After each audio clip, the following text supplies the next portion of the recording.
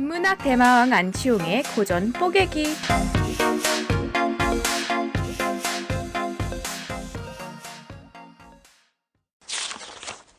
책에서 두 가지를 일단 짚고 넘어가야 될 것 같아요. 그러니까는 단순히 의제 차원이 아니라 첫 번째는 아까 역사를 보는 관점 측면에서 우리가 생각을 해봐야 돼. 여기서 나온 대로 해겔식의 뭐 어떤 역사의 진보를 믿는 입장에 서 있다면, 뭐 이 책에 나와 있는 표현도 있지만은 다른 책에서 보면은 자유에 대한 인지가 뭐 진전하는 것, 뭐 이런 것들이 해겔이 말한 역사관인데, 그러한 어떤 보편사적인 기대가 있다면은 우리가 기여를 할 수 있죠. 경영학용으로 커미트먼트를 할 수가 있죠. 몰입을 해서 할 수가 있는데, 그게 아니고 여기 나와 있는 대로 자살한 베냐민처럼 역사는 재앙에서 재앙으로 이어지는 저항할 길 없는 흐름이라고 한다면은, 그러한 역사관의 차이 속에서는 우리가 믿음을 갖고 역사의 현장에 뛰어들어가는 게 불가능할 수 있죠. 그죠? 그러니까 어떤 보편사에서 특히 어떤 진보의 관점의 보편사를 믿느냐 아니냐 하는 게 분개와 참여의 하나의 동력이 될 수 있는 큰 그 근거를 이제 구분 짓는 거고, 또 하나는 현실의 문제도 있을 거예요. 여기서 우리는 왜 찌질한가? 한국의 대학생은 왜 찌질한가? 뭐 이런 것들에 대해서 얘기를 하자면은, 아까 김수영 씨 얘기를 했는데, 이렇게 두 가지 시를 놓고 대비를 해보면은, 김수영 씨는 이렇잖아요. 제목이 어느 날 고궁을 나오면서, 그러면서 첫 구절이 왜 나는 조그만 일에만 분개하는가? 저 왕궁 대신에 왕궁의 음탕 대신에, 이렇게 돼 있잖아요. 그러니까는 이 사람은, 김수영의 시는 분개할 대상이 분명히 따로 있어. 분개하고 있어 이미. 이 분노하고 있는데 분노를 표출할 방법이 없는 거야. 근데 미라보다리는 어떤 것이냐 하면은, 여기 나와 있는 대로 인생은 얼마나 지루하고 희망은 얼마나 격렬한가, 이렇게 돼 있잖아요. 그러니까 분노 자체의 문제가 아니라 어떤 분노의 주체, 우리 개인과 그 개인이 직면한 삶과 그 다음에 어떤 개인이 놓여진 커다란 지평 사이의 어떤 그 불일치, 이런 거에서 여기서 분노가 생겨나는 거거든. 그렇다고 한다면은 김수영 시대의 분노는 나 하고 있지만 정당하게 분노를 하지 못하는 찌질한 분노인데, 여기서는 분노 자체가 장대하잖아. 스케일이 크고 미라보 다리에서 나오는 분노는.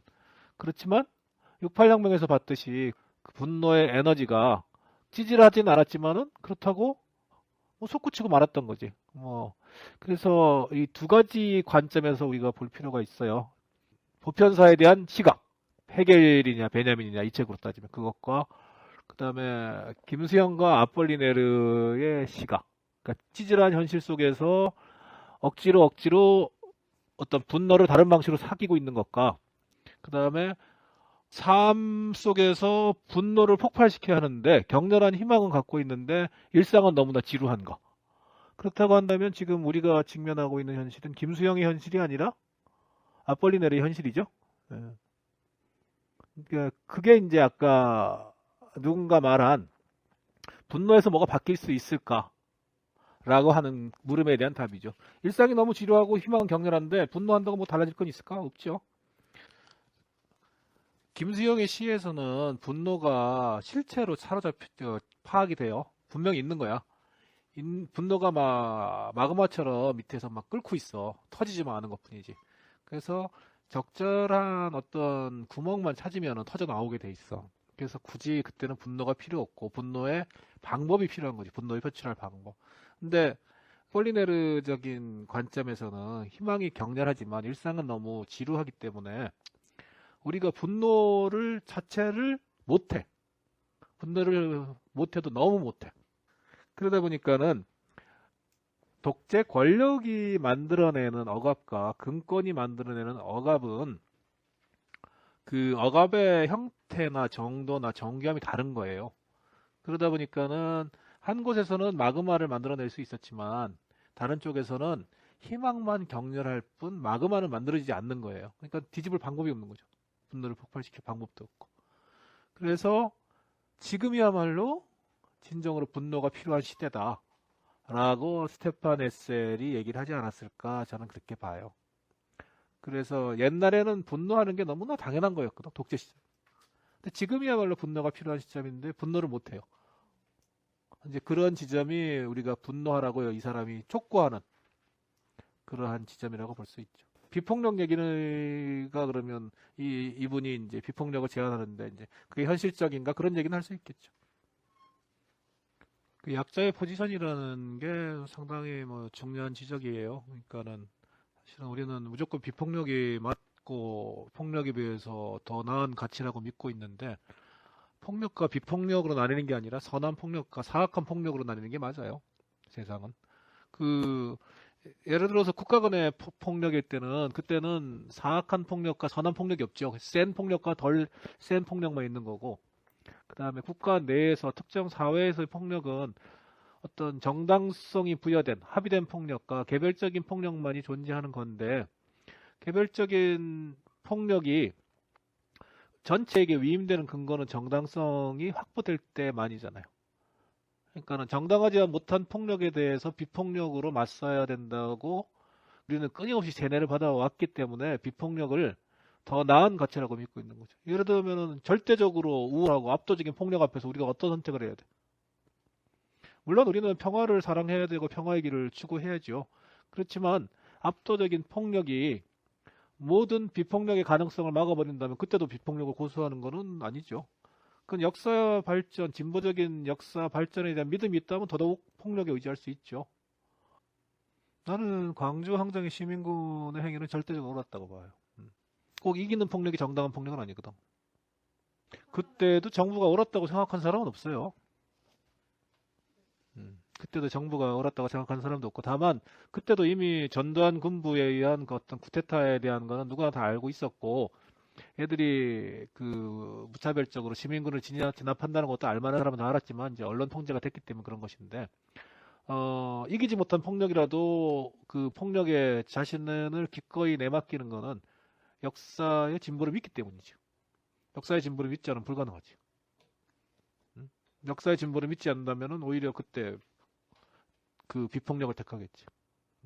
그래서 비폭력에 대한 우리의 너무나 지나친 열광, 이거는 누가 만들어내느냐? 지배자들이 만들어낸 거죠. 끊임없이. 그래서 국가 간의 폭력은 사실상 힘의 논리로 정리되는 거고, 뭐 힘이 약하면 무조건 엎드려야지. 국가 간에 싸우면 안 되니까. 우리가 힘이 약하면 무조건 엎드려야 돼요. 다만 국가 내 폭력은 그 김수영 시에 나오는 정시대가 지났고, 뭐 그래도 뭐 소위 민주주의라고 한다면 그 시대에서는 정당하게 우리의 폭력을 행사할 권리를 주장해야죠.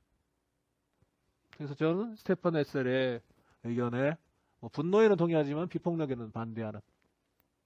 예를 들어서 참여하고 연대하라고 얘기했는데 참여하고 연대할 수 있는 어떤 우리의 원초적인 그 힘, 능력을 저들이 이미 구조화한 폭력으로 차단하고 있다면 우리가 뭘 해야 돼? 그럼 우리도 폭력으로 맞서야죠. 근데 이 책의 함정은 이 참여예요, 바로. 이 참여, 분노를 한 다음에 비폭력 원칙을 견지하고 그러면서 참여하라고 하는 것 자체가 또다시 아까 말했던 약간 무슨 포지션? 약자 포지션. 그러니까 지배와 종속의 포지션으로 돌아가는 거죠.